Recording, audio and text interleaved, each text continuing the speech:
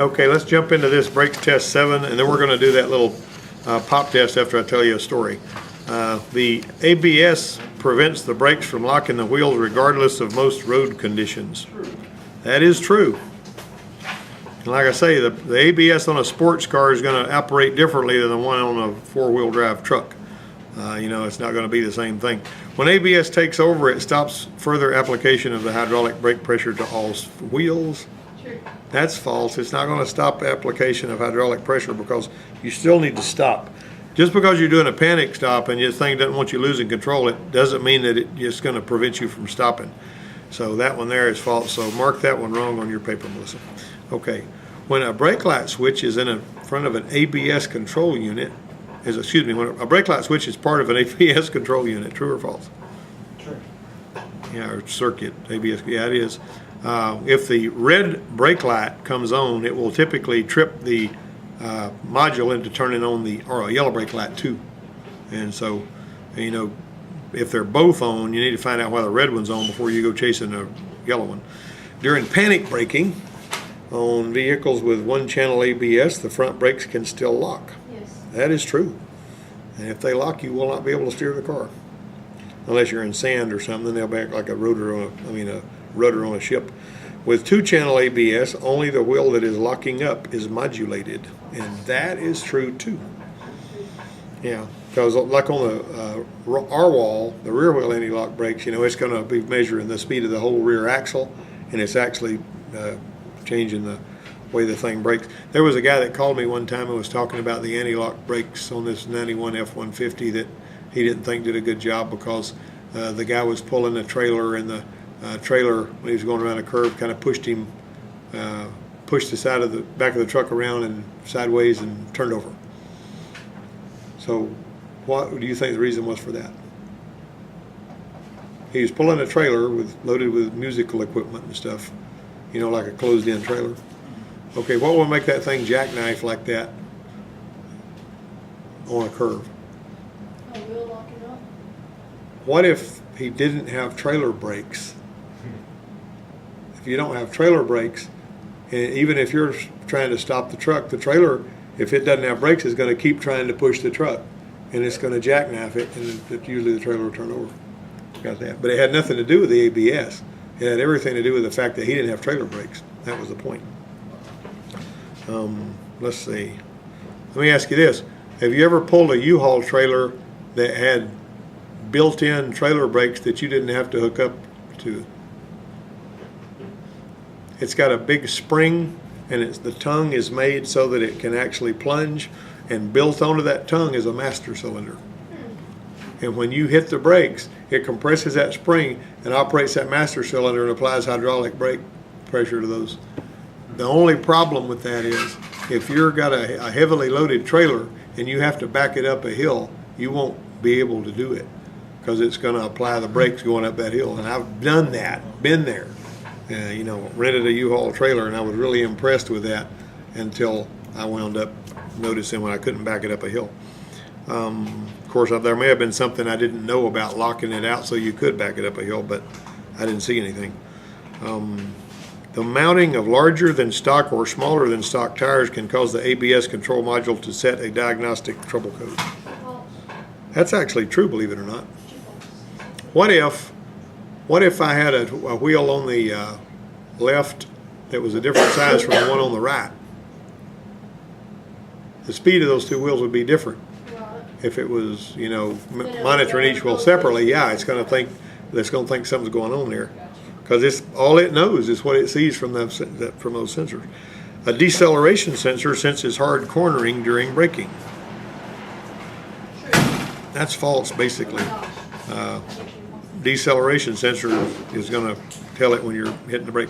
While operating in four-wheel drive, the anti-lock braking system on most four-wheel drive vehicles with an ABS will continue to function. True. No, it shuts it off.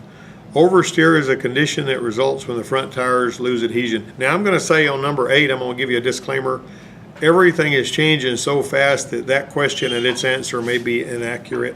So just take that with a grain of salt. Basically, did you say false or true? I said true.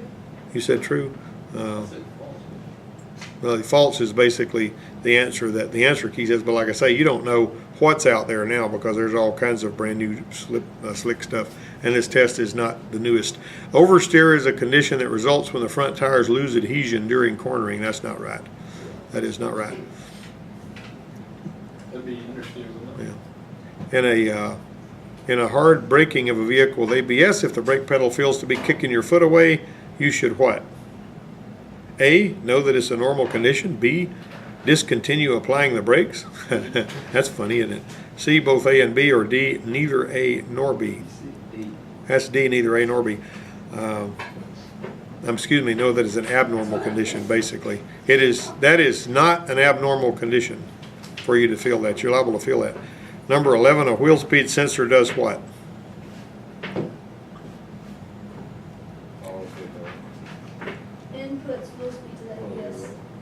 Doesn't rotate with the vehicle. No, it doesn't rotate. The sensor doesn't rotate with the wheel. This has got to be a C here. The inputs wheel speed to the ABS module. Which one of the following steps is done first when bleeding anti-lock brakes? A. I'd say with the engine on and with the engine and ignition off, pump the brake pedal several times.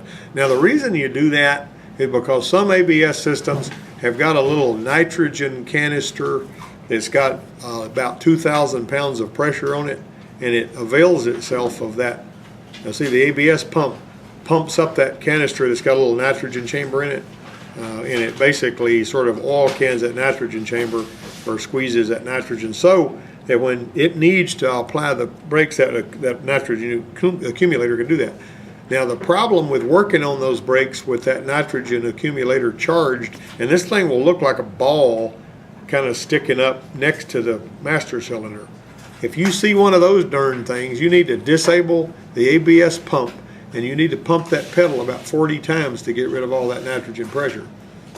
Because if you happen to screw something apart that's got a couple of thousand pounds of brake pressure trapped in there, like for instance screwing that nitrogen bulb off, it could take your head off. So, I'm talking about brakes. That noise is still on my truck. Which one? So, I don't know. Yeah, well, that's a comeback. That's a repeat repair on you. Who worked on it? You did? Worked on it. Well, you got to figure out what's going on. Find a noise. There's a sheet on that, you know. Yeah, I No, know. noise hunting. No noise hunting sheet. But I was gonna ask if I can do that on the truck too. yeah, we'll see about that. Okay. Anyway, number 12. Basically, what you're going to do is you're going to pump the pedal several times to bleed off anything that may be in an accumulator, and so you don't, have issues. Something else I'm going to tell you: if you're working on, particularly a Ford hybrid, and you're working on the ABS, there are certain steps you need to take to disable the system that operates those brakes, because every now and then that hybrid system may decide to apply the disc brakes all on its own. And if you happen to have something in between there, like you're putting brake pads in there, and all of a sudden it decides to go ahead and push that piston out, it can smash your hand. You got me? So do your, we talk about that a little more in special topics too, but what I mean is you need to make sure you disable that ABS that can apply those brakes while you're working on them. That's just one of those things that you stave off before it happens. Which of the following steps is done last when bleeding anti-lock brake? Add brake fluid to the master cylinder reservoir if needed and secure the reservoir cover. Did you see what Bobby was doing to keep his, and this is something I told him about, to keep his brake master cylinder full while he was bleeding those brakes? Did anybody notice that? What he did was he got a bottle that would, just sort of sit up in the reservoir, and he filled it up with fluid. You know you're going to be bleeding, and you're going to constantly have to be add fluid anyway. You know what I mean? So you just turn that fluid up so that it's the bottle's upside down and it can't get any air unless the fluid level goes below the neck of that bottle. You know how chicken house water works? Same thing. And so basically, as you're pumping the brakes, you can actually see that bottle out there if you're looking at it, and you can see it go blub, blub, blub, blub, blub, blub, and you can tell.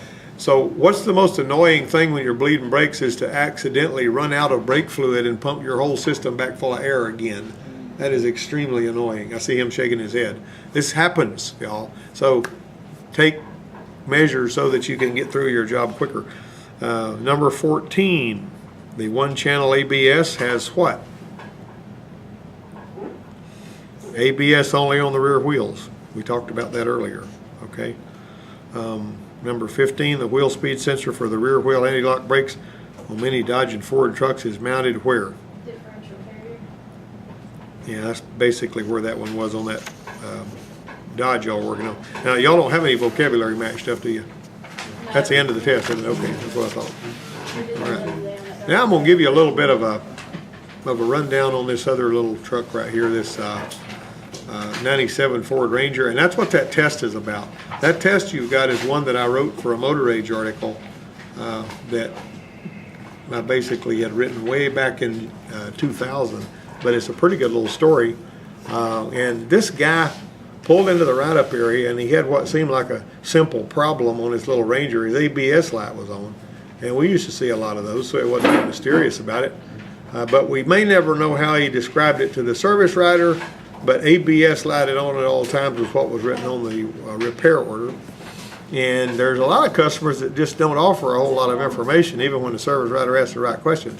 So the technician works for an hour or two chasing a noise, a vibration, or some other symptom, and finds out that's not even what the customer was talking about. You ever see that? That ain't even what I was talking about. They work on it, and they get it fixed what they thought he was talking about. That was a communication issue.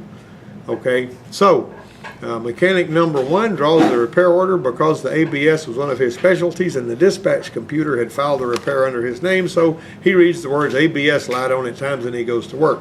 He'd done a lot of them. This one wouldn't be any different as far as he could tell. It was equipped with rear anti-lock brakes, which, you know, has been mandated on trucks and vans since how long? How long has it been the law that you had to have rear ABS on trucks and vans? Since 1987. 1987 it's been like that. Okay. Well, this one was a standard RAB setup with a little control module, a control valve with a warning lamp switch that was similar to the proportioning valves that we, you know, on the older trucks. And a differential speed sensor in the rear end that reads axle speed. So the RABS module monitors fluid level input. If the fluid's low, you're basically, the module doesn't need to mitigate rear brake operations if it's low. So the front brakes may be starving for juice. If the fluid level's low, the red brake light's turned on and the yellow ABS light comes on too. And the system's shut down by the controller. All right. So if the controller sees a brake applied signal from the stop lamp switch on pin 11 of the module, coupled with a sudden drop in rear axle speed coming from the rear differential speed sensor, it grabs control of the rear brakes and machine guns current to the isolation and dump solenoids and in the RABS control valve, and the driver's going to feel the pedal pulsing and that kind of thing. So this was a simple matter of yanking fuse number 9, which is fuse 35 on 98 models, pulls it out of the fuse box, jumps the cold side of the fuse socket momentarily to ground, and he watches the codes flash out on the ABS lamp. He got a code 12. What that means is he checked the fluid level, he pondered the symptoms. The red brake lamp can also be triggered by the switch on the RABS valve, which is the one that tells you if you got uneven pressure there. But that would toss a code 4 instead of a 12. If fluid sloshes during the brake, the fluid level switch closes a little bit briefly. The RABS controller takes that event as an indicator the fluid's low, and an early warning code 12 will be set. But this reservoir was full, so he replaced the switch. All right. A few days later, the part comes in, and he puts it in there, which is basically part of that. Customer didn't even leave the lot before he wheels right back in there. And he says, look, I've still got an ABS light. Well, the mechanic never could get it to come on, but they called me out there, which is what they usually did, and he says, listen to this guy, we just put a ABS reservoir on here. And so he mashes the park brake, and the red brake light comes on, and right after that, the yellow brake light comes on. Okay, he said, this is the problem I'm having. Now, if the guy, if he had explained that the right way to the service writer, this could have all been avoided, right? He didn't know. He just said my ABS light is on, and he got a code 12. Okay, so what are you thinking? The reservoir fluid level switch is just a little more than a jumper that provides power to pin 2 on the controller. If that connector is unplugged, the ABS lamp will come on, but the red brake lamp won't. So if you got a broke wire or a bad switch, it'll usually work like that. But with the switch plugged in, the fluid grounds the circuit when the fluid level drops, and that provides pin 2 with power, shuts down the controller, and turns on the lamp. All right. And what I basically did was I would unplug that switch and I would jumper it out to see if everything would normalize and put some power to pin 2 on the ABS module, and if I could do it that way, but the switch wasn't working. Now see, the other guy, he just popped a switch in it because that's what he was used to doing. So I just used a piece of solder, a piece of wire or something to just loop out that little thing. All right, so I'm going to put this schematic up here on the overhead, and I'm going to let you guys look at it. And I always like to tell this story because I like for people to understand what's going on here. All right, I'm going to zoom that in so you can see it better. Just like that. Now you can see the whole thing. All right. Now then, you got that?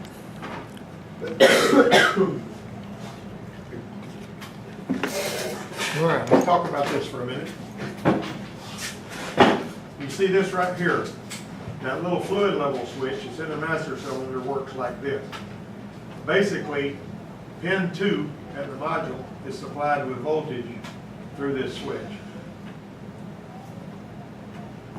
See all of that? If the fluid level goes low, this grounds that out. Now this has a voltage, a current limiting resistor in it, so it doesn't blow a fuse or something. But if that voltage is shorted away by that, it shuts the ABS system down and both lights come on. Got me? All right. That obviously wasn't the problem here because whenever I unplugged this so that it couldn't have access to that ground and just jumpered those 2 wires with a piece of solder that I had, then we still had this same problem. But look at this.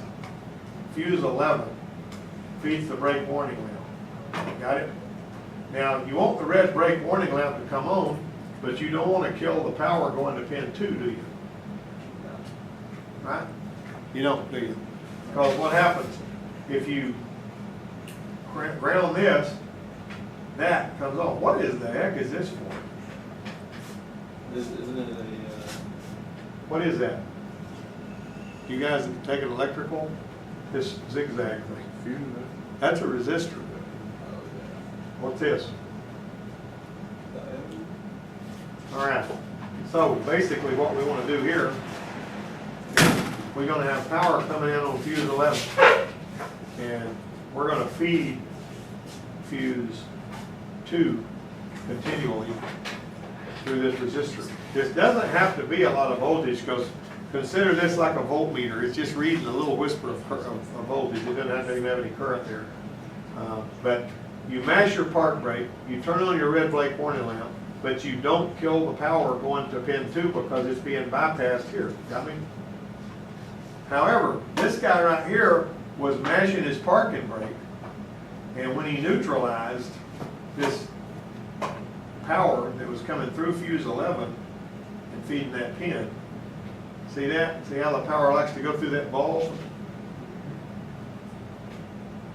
All right, so when he mashes that and it turns on this bulb, this 12 volts goes away. And your ABS light comes on. Okay, so what do you think the problem is? That's not supposed to happen. The red brake light is supposed to come on, but it's not supposed to kill that. So what do you think is? Resistor. The resistor is actually no good. And that is extremely rare, but it does happen. And so that resistor is like 10,000 ohms. So, or 1,000 ohms or something. I can't remember. I got it up here in the article I wrote. All right. So, something else I want to show you while we're here. See how I jumpered? This is the little fluid level switch. See that little fluid level switch right there? Yeah. All right. What I do is, one of those wires is black, and the other ones are colored wires. I jump the 2 colored wires, and that translates to just making a jumper like this. See that? And taking this out of the loop because I've disconnected it from the master cylinder. And that tells me if I've got a problem with the fluid level switch. See, if I bypass this and the fluid level switch, and the red brake light's still on, then I got other issues. You got me? Now there's this one here on the Ranger we got out there. This is up there on the fender where it's easy to get to. It's under here on underneath the truck on the other one, and all that. All right, now I'm gonna show you this right here too. You see that resistor? The resistor's right there. Looks like a fuse puller. It looks like a fuse, but it's actually a resistor. No, it looks like a fuse puller. No, it's not a fuse puller, it's a resistor. And these are diodes and all that. So, now then, now we're gonna go over this test one question at a time. And I want you guys to be aware of some of that stuff. What we're gonna do there. Let's just read this and go over it because we're almost through here. What inputs can turn the red brake warning light on? A, when the fluid level is low. C, when the brake fluid is applied. B, when triggered by the reset switch on the RABS valve. Which one? D. Huh? D. All of the above. How does the controller know a braking situation is underway? D. It senses stop lamp switch activation through pin 11 and also monitors differential speed in the rear. That's this RAB system does. How did the mechanic access the trouble codes on this one here? D. D. He grounded the cold side of fuse 9 in the interior fuse panel. Now if you examine and you find out which fuse is feeding that, on some of them you can literally pull that fuse out and just mash the brake and it'll start flashing codes. That's what we used to do on some of them. But you got to make sure you know which one of the fuses is feeding that diagnostic pin. Let's see. How did he know the switch in the RABS valve wasn't causing the red brake warning light to come on? I covered that a minute ago. I was going pretty fast when I said it though. C. It would have been a code 4 instead of a code 12. Either one of those can make that light come on. That's what the code's going to tell you. The codes are there for a reason. There aren't very many codes on this thing either, by the way. It's fairly easy to fix. What seems to be the principal reason he misfired on his diagnosis?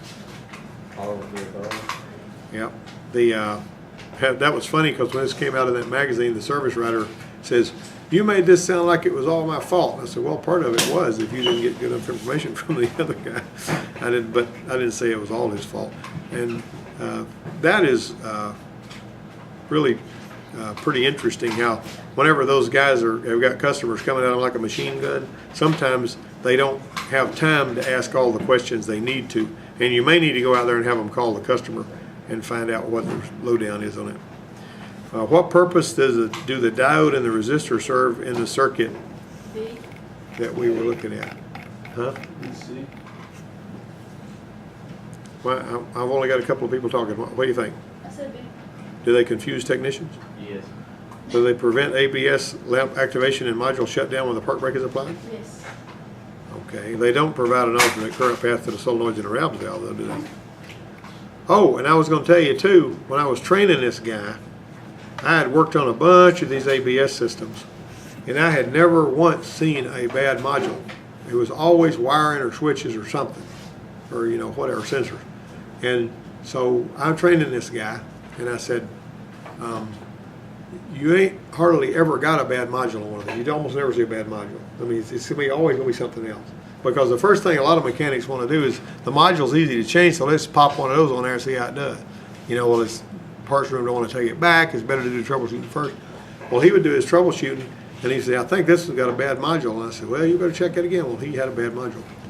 And then the next one he had a bad module. And he had like 4 bad modules in a row. And I had never seen a bad module, and I fixed a bunch of them things. Beat all I'd ever seen. It's like some of those Explorers that would come in 07, I mean in 97, not 07, in 97, and they would be skipping and they would have a bad number 4 spark plug. Just, that would be what was wrong with them, number 4 spark plug. And I found a bunch of them things, just one right after another. They'd be, you know, they skip it and so check it. I found out number 4 was skipping, pop a plug in it, and it was good to go. And so Donnie says, I says, I keep finding bad number 4 spark plugs. He goes, "Oh, that's a bunch of hooey. If the spark plugs are going bad, it won't be number 4 every time." I said, "Well, I don't know what to tell you, but I know I've replaced a bunch of them, and I've never seen anything but a number 4 go out." And so he said, "Well, I ain't even seen any of those," which is weird because he was doing the same kind of work I was, working right next to me. So they threw him one of those dadgum things, and he pulls it in there, and he says, I says, "Oh, you got one of those skippers, huh? Well, let me know which spark plug it was." So when I saw him in the parts room a little bit later, and I says, "What spark plug did you find bad on that Explorer?" 4. He didn't want to tell me because it was. And what was funny was the transmission mechanic says, they gave me one for a transmission problem and it feels to me like an engine skip. I looked over and I saw it was an Explorer. I said, throw a number 4 spark plug in and see what that does. It took care. But I mean, they had us change all of them spark plugs because they had a bunch of them that were bad, but I don't know why number 4 kept one bad. And it was one of the aggravating ones to change too. Okay, let me see here. Why did the ABS lamp illuminate when the diode was removed? All of them. Huh? All of the above. Seriously? No? Not seriously. Mark yours wrong. Okay, which one? What do you think? She was guessing. Somebody talk to me. I told you Is it that. B? Huh? Is it B? No. Is it Look at her. You're just trying to just guess your way through it. If there's only 4 of them, okay, she gets 10 points off on that question right there because she's trying to guess it. You were trying to guess it. You're not thinking. I told you. What is it? Tell me. Tell me. It's A. That's the right answer. After she guessed 3 answers and A was the only one left. Hey, that's the one I was going to say. All right. What should she got that from Bobby? All right. What should an ohmmeter read when connected to the resistor? high resistance one way, low resistance the other? What if I said 10,000 ohms? That's what I said would do earlier. that. Yeah. What are the 2 black items in the power distribution center next to the resistor? Well, I showed them to you a while ago. What did I say? Diode. They are diodes. Hey, guess what? I got that one right. Oh, I'm sure. What situation would be created if the black items were both removed along with the resistor? ABS would be rendered inoperative. Okay. Well, It's B. how about both A and B? The engine wouldn't start because one of those actually goes to the power relay. Once it's all counts, I didn't have the engine. Well, haven't y'all really enjoyed this? This is really good, isn't it?